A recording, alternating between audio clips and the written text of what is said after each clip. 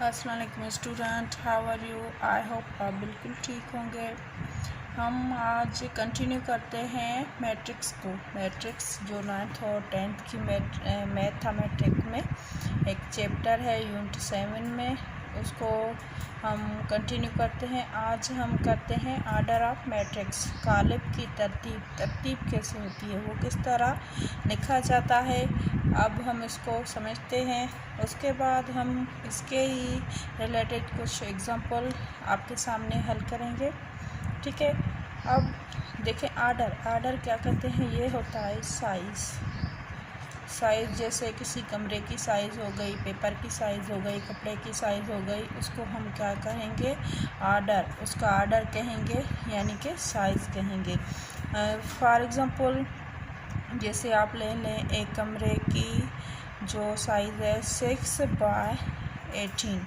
अब ये क्या होगा 6/18, ये 6 क्या होगा इसकी विड्थ होगी और 18 क्या होगा इसकी लेंथ होगी।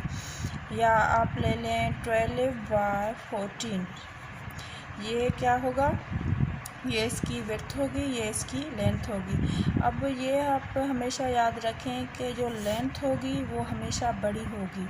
विड्थ थे कमरे की, लेंथ हमेशा क्या होती है, बड़ी होगी है। अब इसके लिए फार्मूला कौन सा यूज़ होगा, RC। आप मैट्रिक्स के लिए कौन सा फार्मूला जहन में रखेंगे, RC। R रो और C फॉर कॉलम,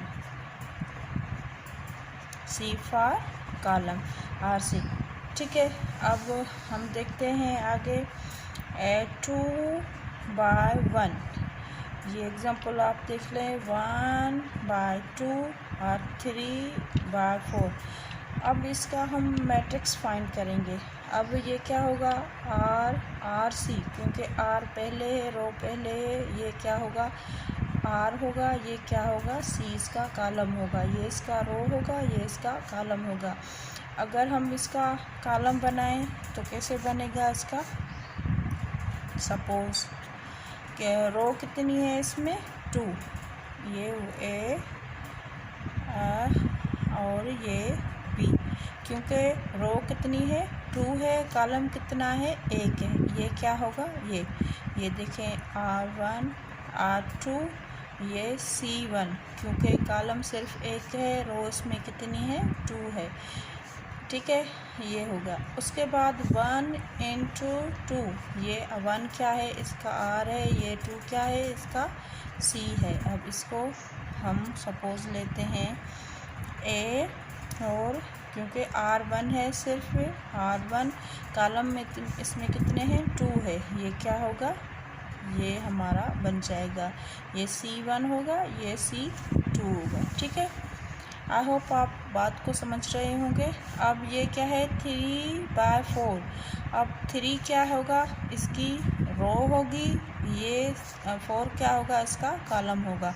अब रो कितनी होगी, सपोज़ हम लेते हैं A B C D E F G H I J K L, क्योंकि क्या था 3 रो थी, 4 कॉलम थे, इसीलिए R1 R2 R3।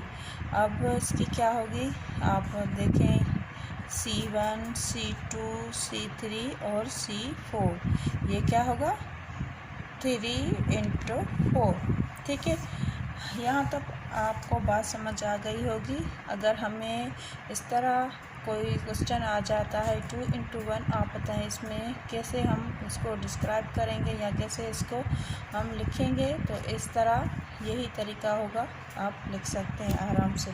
ठीक है, अब इसके कुछ एग्जांपल लेते हैं। सपोज़ हमारे पास फाइंड आर्डर ऑफ मैट्रिक्स, कोई क्वेश्चन आता है find the order of matrix. अब हमें ऐसा कोई एग्जांपल मिला हुआ होगा, सपोज़ आप लें A A A A A A A A A, यहाँ पे कोई भी डिजिट हो सकता है, हमने सिर्फ यहाँ पे ए लिया है। ठीक है, अब इसको ऑर्डर ऑफ मैट्रिक्स फाइंड करना है। किस तरह, आपको पहले ही जैसे ऊपर बताया है कि RC के रूल के तहत आप ये इसको रो लगाएं, एक रो, 2, ये 3, ये 4। ठीक है, अब C1, C2, C3, इसमें रो कितनी है, 4 रो है, क्योंकि RC है। R की जगह हम क्या लिखेंगे, 4 बाय C कितनी है, 1, 2, 3, 3 बाय 4, ये इसका क्या होगा, आंसर होगा। अगर ऐसे कोई हमें एग्जांपल मिलता है तो इसको हम ऐसे डिस्क्राइब करेंगे। अगर हमको फाइंड करना है इसका मैट्रिक्स, तो ऐसा एग्जांपल मिला हुआ होगा जिसको आप मैट्रिक्स का फाइंड करेंगे, तो वो इस तरह होगा। ठीक है, अब एक दो एग्जांपल उसका और लेते हैं। सपोज लेते हैं, आप देखते हैं, find the example of matrix, find the matrix. अब हमें एक मैट्रिक्स मिला हुआ है, सपोज लेते हैं, ये देखें, ए इज इक्वल टू है सपोज ABCD। अब इसको क्या करना है, इसका मैट्रिक्स फाइंड करना है। तो इसके लिए क्या फार्मूला याद रखेंगे, R इंटू C। ठीक है, R इंटू C। अब इसकी रो कितनी हो गई, R1, R2 और C1, C2, तो ये क्या होगा, 2 बाय 2 इसका आंसर होगा। ठीक है, अब नेक्स्ट एग्जांपल देखते हैं। सपोज लेते हैं, नेक्स्ट एग्जांपल है बी, ये देखिए ABC।